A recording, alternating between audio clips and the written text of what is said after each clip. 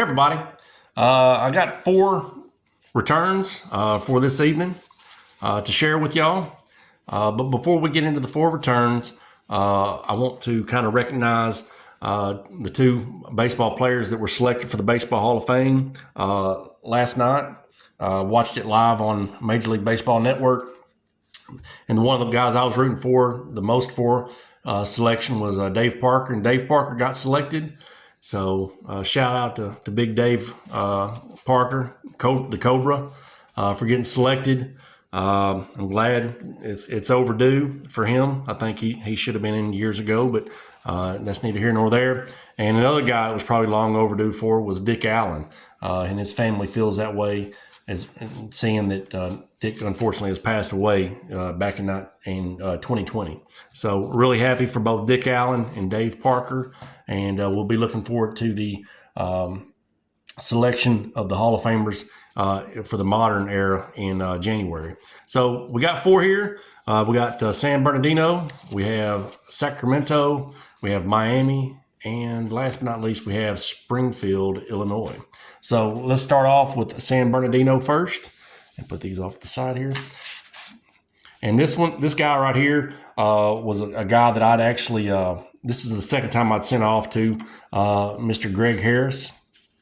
He was kind of like my first Andy McGafkin, I guess you could say. Just a guy that I just couldn't miss. Everybody was getting his return and everything like that, and I just couldn't get Greg Harris. But this is Greg Harris. He pitched 15 seasons for 8 different teams: the Mets, Reds, Expos, Padres, Rangers, Phillies, Red Sox, Yankees, and then he finished up his career with the Expos. He had a career win-loss record of 74-90. He pitched in 703 games, and out of those 703 games, he started 98. The thing I remember about Greg is he had an amphibious. He had an ambidextrous glove that allowed him to pitch both right-handed and left-handed. He was actually, according to his baseball card, he's a right-handed pitcher, but he had the ability. I guess he was competent enough to pitch left-handed, and he actually pitched to left-handed towards the tail end of his career with the Expos to 2 batters. So he was the first ever switch pitcher to ever play the game. He pitched to Hal Morris, who he walked, and then Ed Taubensee, who grounded out. So that was a pretty cool little thing about his career. His glove, you might see in some of his later baseball cards and stuff, it looked like it had like another finger. It was kind of like a mutated trapeze or something like that by Rawlings and everything like that. And maybe if I can find a picture of that glove, it's kind of see how kind of funky it was. But it's in the National Baseball Hall of Fame, and I was at the National Baseball Hall of Fame this past summer, and I don't recall seeing that exhibit. So that means I'll just have to go back and maybe see it again. So anyhow, really happy to get this one finally from Greg Harris. All right. And out of San Bernardino. Let me put that right there. All right, the next one. This is another one that was out for a very, very, very, very long time. I think this was out back from 2023. So we're talking about, I guesstimated, I'm thinking this was out for like about 400, maybe 500 days or something like that. I used to keep track of that type of stuff, but I just assumed just not remember and everything like that. And this is of Mr. Randy Lurch. And he also had this, which we'll go over as well. But this is Randy Lurch. He pitched 11 seasons. He had a career win-loss record of 60-64. Started out his career with the Philadelphia Phillies from 1975 to 1980.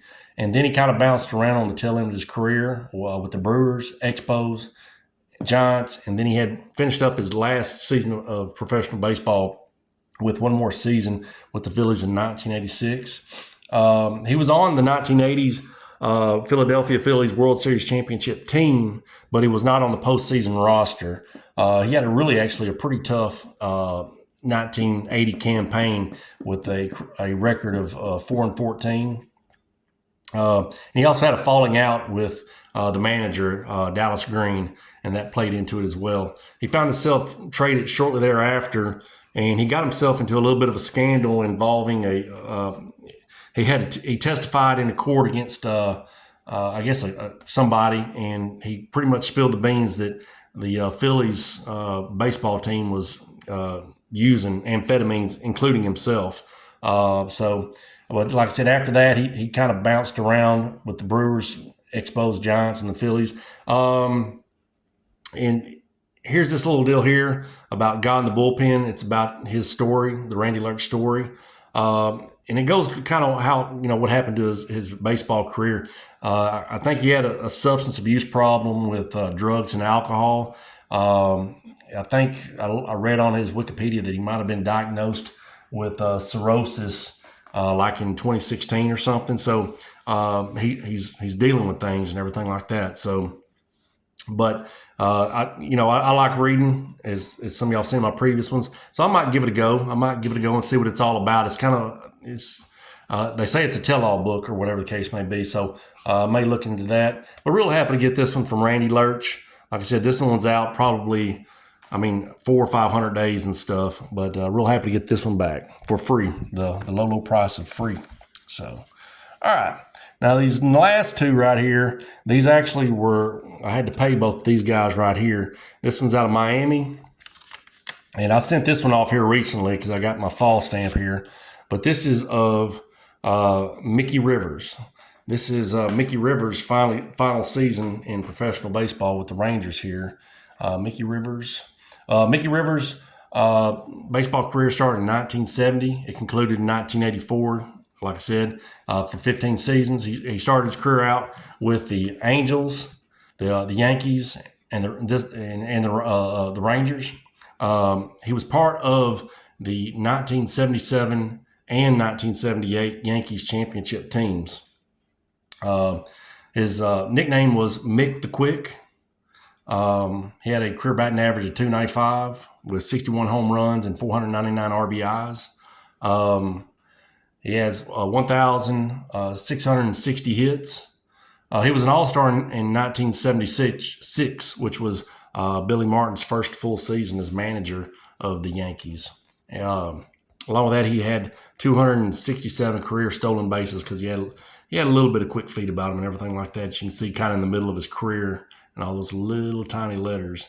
Looks like he got 70 there in 1975. So, yeah, he definitely had some quick feet about himself. One of the notable things about his last baseball game they played is it was actually on September 30th, 1984 against the California Angels. And Mike Witt pitched his perfect game. So I thought that was an interesting little tidbit about his career. After his baseball career concluded, he went into training horses in his home state of Florida. So that's a pretty cool one right there of Mickey Rivers. This one cost me $10. So real happy to get that one back. All right, put that down right there. And this one is out of Springfield, Illinois. This is a private signing that I took part in, and real happy to get this guy right here. And this is a Freddie Lynn. This is 1985 Freddie Lynn right here. Freddie Lynn had a long career himself. It started in 1974 and ended in 1990. He played with the Red Sox from 1974 to 1980. The Angels from 81 to 84. The Orioles from 85 to 88. The Tigers from 88 to 89. And then one final season with the San Diego Padres, his only time in the National League in 1990. He was a career 283 hitter, had 306 home runs, had 1,111 RBIs. As nine-time All-Star, he was the AL MVP and the Rookie of the Year in 1975. So he had quite an introduction to baseball, professional baseball, by getting both of those awards. He was a four-time Gold Glover. He was a 1979 batting champ while with the Red Sox. He has a little bit of Bobby Richardson luck in him in the fact that he won the ALCS MVP in 1982 as the losing member of the losing California Angels against the Milwaukee Brewers. He hit 611 for the ALCS, which is just absolutely crazy and stuff that you could, a professional baseball player did that. But it was actually a losing effort, and the Brewers ended up facing the St. Louis Cardinals in the World Series. He's a Red Sox Hall of Famer, and it's kind of like one of those things where if you look at his career, you think to yourself, why didn't he make it? Maybe get more out of his career. And I think a thing that plagued him was his injuries. I think injuries plagued his career. So he never played more than 150 games in his career, but he had some really solid. When he was healthy, he put up some really solid numbers. Another little thing about it, and you can also find it on YouTube as well, is he hit the only grand slam in the All-Stars history, in Major League Baseball All-Star history, in the 1983 All-Star game against Lee Hammaker. So that's a cool one right there as well. So really happy to get this one. I think I'm going to send it off to his personal residence one of these days, because I got to get one of those blue index cards and stuff. So I might write him a nice letter and see if I can get one of those blue index cards, since I got the card that I wanted to get, which is this 85 one. So real happy with my returns. I think this is going to put me at 340. I've got 340. I'll give you a little update on the spreadsheet one of these days. But real happy with my returns. Hoping to get some more later on.